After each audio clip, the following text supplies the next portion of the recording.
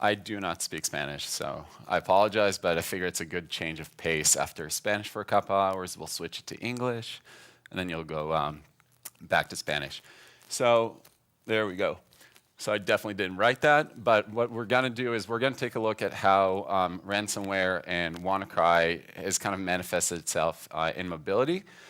It's a little different than the way we commonly hear about it in the PC world. So we'll take a look at that, and then of course see how, as Checkpoint, we can help out with that. So we'll go through some very cool examples. Out of curiosity, how many people in the crowd have iPhones? How many have Androids? Excellent. And just for fun, how many people have BlackBerry or Windows phones? You don't have to be ashamed. All right, excellent. So we do have a few. It is 2017. They still exist, but all in all, the main focus in mobile security today is around iOS and Android for the very reason that, as you just saw, no one really has other devices. So for hackers, they want to maximize their profits, and it all comes down to who's using the most popular devices, and how can we then attack them. So with that said, the mobile threat landscape, it's a little different in mobility than what it is in kind of the old world, even though we all still use it with desktops and laptops. And so the big question of how are these devices infected? How is malware getting to these devices? How are they getting attacked over the web? Those are the questions that we have to combat with mobility in a different way that we have to with stationary computers or even laptops. Oh. Come on. All right, it's not going to go, but I'll go through them. We have infected applications. These are the applications that have malware embedded in them, and we'll look at some examples. Typically, from what we've seen, these are by far the most popular ones out there in terms of trying to attack your device, both for stealing personal information and, of course, from an enterprise perspective, trying to steal enterprise-related data. Network attacks. Out of curiosity, how many people watch the show Silicon Valley? I'm not sure if it's popular. We have a couple people in the back. There was an episode that demonstrated a men-in-the-middle attack just last week. So it's very prevalent. It's making its way into television. So clearly this must be a thing. Operating system vulnerabilities, phishing. How many people have gotten a text message that seemed sketchy that might have been a phishing attempt or have gotten it through email? A few. It's one of those things that's happening more and more, and we have to think about how to combat it. And last but not least, protection against cellular network attacks. So when people eavesdrop on our cellular conversations, typically you see it in movies, but it's actually real. It happens in real life. So the first example, ransomware on mobile comes in a variety of different flavors. It's like ice cream, except unlike ice cream, it's bad. And this example is on Android.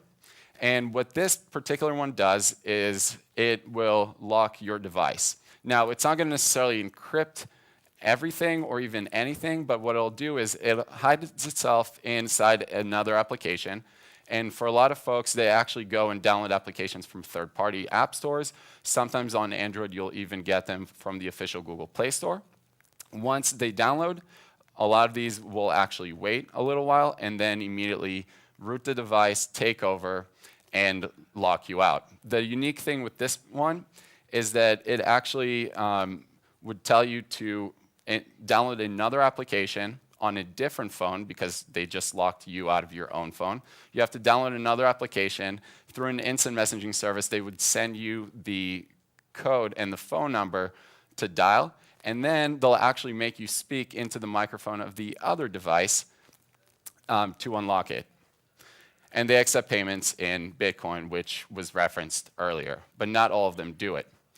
Another example is a banker ransomware. Banking malware, it's on the rise. These are malwares that essentially try to get on the device with the sole purpose of stealing your banking information and everything that comes with it. So it's personal, it's also your banking credentials, credit card information, and all that. So this particular example is a Russian one, but like a lot of these, and the previous one was Chinese, they actually try to attack the West as well. So just because they're made in Russia or China does not mean that they don't actually try to attack folks in Europe or in the US or anywhere else. So what does this do? Well, like I said, it's a Russian-developed malware. It communicates with a command and control center back in Russia. And the way that it gets onto people's devices is by hiding inside legitimate applications or legitimate-looking applications. Typically, the easiest way to trick any of us is to put malware in social and gaming applications. And like a lot of people that are into those types of applications, they'll go through whatever lengths are necessary to download applications and get access to them. So a lot of times they'll go to a third-party store, and that's where a lot of these will hide. So what this malware does, in order to actually avoid getting detected by antivirus technologies and other technologies out there, they'll encrypt the malicious part so you can't actually figure out what it's doing or what its intentions are. And once it gets to the device, these are its capabilities. Pretty scary. It can pretty much do everything you don't want it to do. It has access to everything. It can see your text messages, make phone calls on your behalf. It can steal your browsing contact and all that, and download a bunch of other applications. If you thought that was scary, there's more. So it can collect everything about your device. It can steal your login credentials. So this is where the banking aspect comes into play. A lot of these actually target specific banks. So do we have any people working for banks, by the way? Okay. So they will look for specific applications, whether it's CyberDay, Santander, any of those. They will actually look for those, and we've seen that as well. And then on top of all of this crazy stuff, they'll actually remove any security software from your device, and then, and I've kind of bolded it because that's really where the ransomware part comes into play, they'll rename files, they'll encrypt files, and really act as ransomware. So it's another example of how ransomware happens on mobile. And last but not least, here is the WannaLocker, or as it likes to be known, WannaCry for mobile. So what this one did was pose as a plugin for a very popular game by the name of King of Glory. It got downloaded through gaming forums. And then once it got downloaded, what it did, which initially seems kind of like fun, it changed the background to anime, so it seems like it's not going to hurt you. Then it would actually do its ransomware thing. It encrypts everything on the external storage drive. It's another unique thing with mobile devices. The storage and all of that is different than PCs. So there's different capabilities there. And then the really fascinating thing about this particular one was these folks were lazy. They just wanted money and they wanted to get out of there. So they didn't even bother setting up a whole Bitcoin operation. They just said, give us some euros and we'll unlock your phone. And people apparently pay them. It's 5 to 6 euros and you get your phone back. So fairly cheap, but clearly these particular folks that try to emulate WannaCry, but it's not exactly WannaCry, we're just into the business of let's ruin your life for a little bit, get a few euros, and get the heck out of there. So now, we've seen how all these different types of ransomware get to the device. They can leverage operating system vulnerabilities. They can leverage social engineering methods. They can embed malware, and they can do it also sometimes through the network as well. So the question is, how can you make sure that your device doesn't get infected? And if you're working for a company that needs to protect mobile devices and information that your company cares about on these mobile devices, how do you go about it? So you need to have trust in mobile security leadership. So as Checkpoint, this was mentioned kind of throughout the morning, or at least what I could tell because I do not speak Spanish, is that we are very mobile-centric as a company. Checkpoint is known for a lot of other great things, not necessarily for mobile sometimes, but I think this goes to show that at the end of the day, our ability to be a leader in the mobile space is key, and it's key for anyone who's trying to protect mobile devices.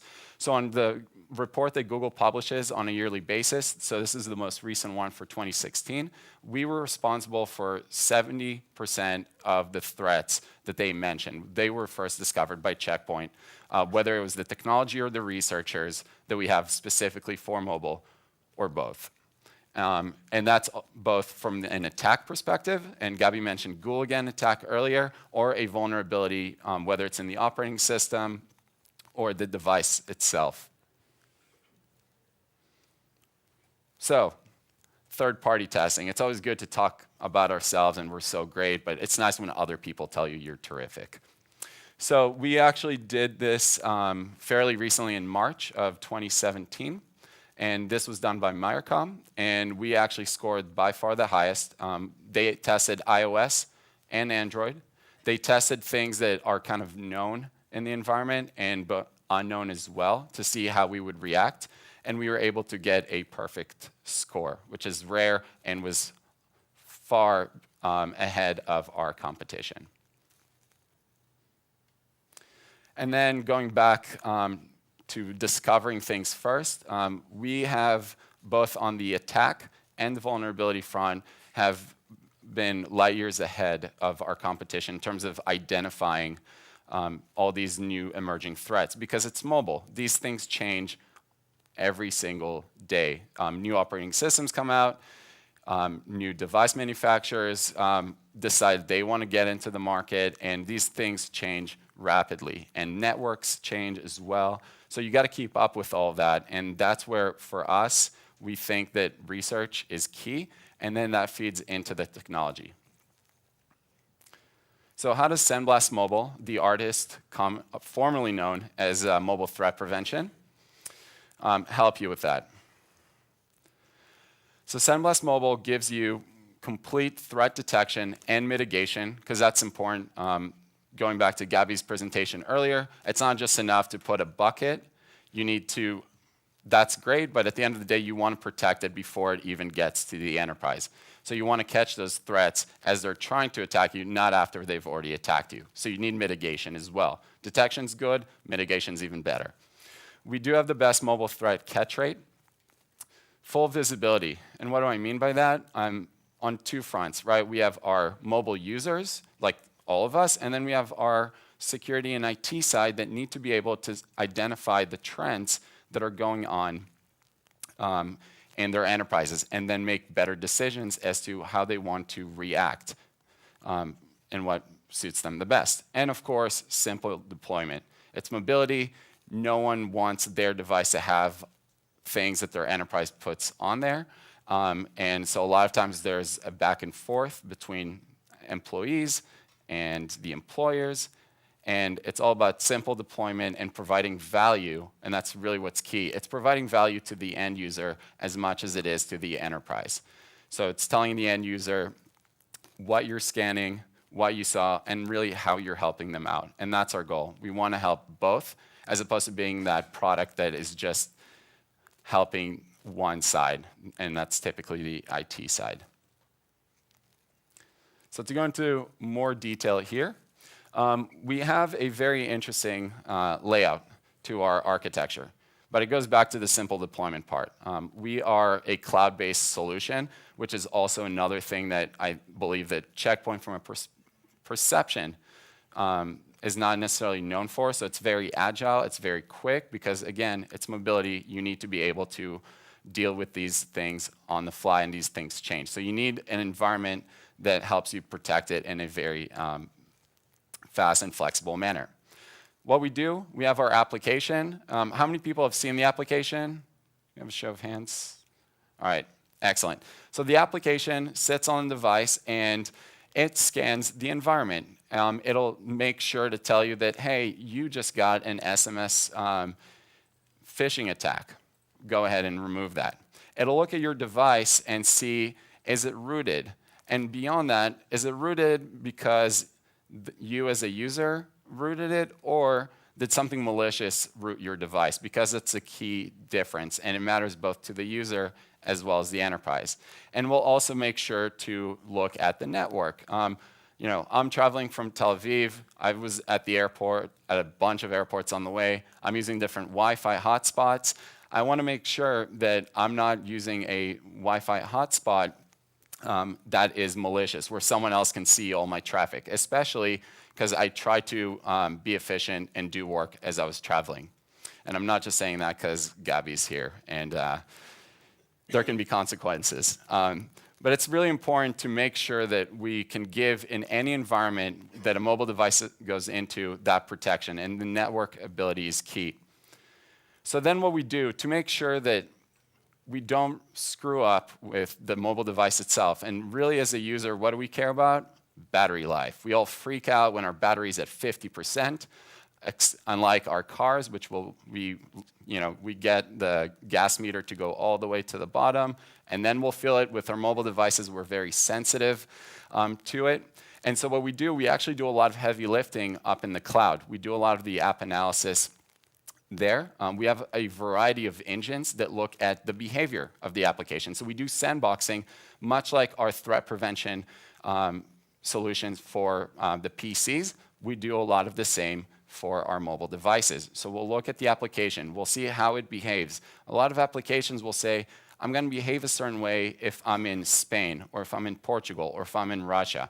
We want to identify that because we might be seeing it in Israel, and it might behave differently than it might be for a customer of ours in Spain. So we want to catch all these variations. Another thing is applications ask for permissions. I'm sure most of us probably have Facebook installed. Facebook probably is the most malicious application out there, or it has the capability. I'm not going to say it's malicious, but Facebook has access to everything. It's probably listening to me right now on one of your phones, and then advertising to you something that's probably related to me based on their algorithms. But it's really important to differentiate who's a malicious actor with permissions and who isn't, and that's another very unique thing in mobility. So what we do is we'll see an application, and we'll see who the developer is. We'll try to understand and get a reputation around them. And then what we'll do is we'll actually run a lot of those applications through a static code flow analysis, which sounds very complex, but really what it's all about is if an application asks me for access to my camera, it seems fairly reasonable for a lot of applications, but what is it doing with access to my camera? So we got to think about that. Is it sending it to some command and control center in Russia or in Germany? Or is it not doing anything? It's just there asking for it. So we have to understand that, and that's really what we do with our product. We want to understand how these applications behave, because that's what at the end of the day allows us to protect our customers and be able to, of course, show nice slides that we can detect a lot of things better than anyone else. And then all of that intelligence, everything we gathered, goes over to the administrative side.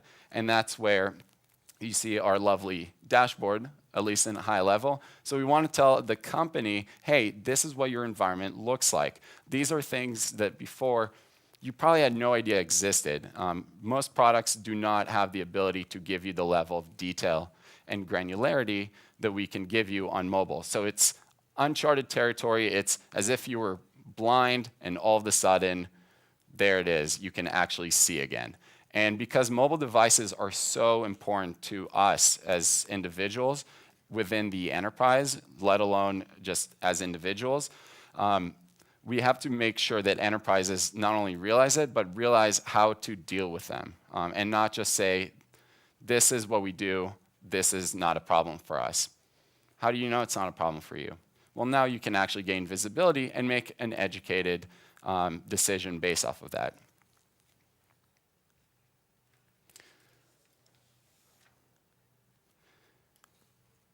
And then we are still Checkpoint, despite the mobile, despite being in the cloud, despite all of that agility. I'm just kidding. We're still Checkpoint.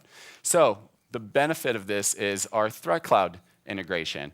So what we do is, and this all goes back into the presentation earlier this morning around Infinity, it's shared knowledge, because at the end of the day, if someone wants to attack you, they probably are not just going to do it on mobile. They'll do it on anything they can gain access to, and that does include your PCs, your desktops, laptops, your proxies, your load balancers, whatever it may be. And what we do is we share that information across so we can then give you that information much quicker as well. And that could be for our SMS protection, for smishing. Hey, Threat Cloud, is this a known malicious URL? And us as Checkpoint are the only ones in our industry who can do that on mobile. No one else can, and that's the beauty of this. A lot of these are very common across the different platforms. So even though mobility is this kind of crazy new world that's only been around for about 7 years in the enterprise, and that's even an exaggeration, at the end of the day, a lot of these still boil down to very common themes, and we have to be able to share all of that. So as a summary, ransomware on mobile comes in a variety of flavors. It's, like I said earlier, the ice cream you don't want. It can attack you in so many different ways and manifests itself completely differently every single time. Sometimes you might not even think it's malware. Sometimes you might think it's malware immediately. And you need to be able to trust someone who has the research prowess and the technology that feeds off of the research and in return gives back to the research. So it's a cycle of feedback to be able to tell you a lot of that information so you can get ahead of these threats in whatever industry you may be in. And we believe that as Checkpoint with Sandblast Mobile, and as we're moving towards our Infinity architecture, we're in the best position to do that. We can protect you against infected applications, OS exploits on device, network attacks, phishing attacks, and carrier attacks with SS7 protection. And no one else can say that, and no one else has access to that beautiful thing called Threat Cloud either. And with that, I'm done. So thank you. Muchas gracias.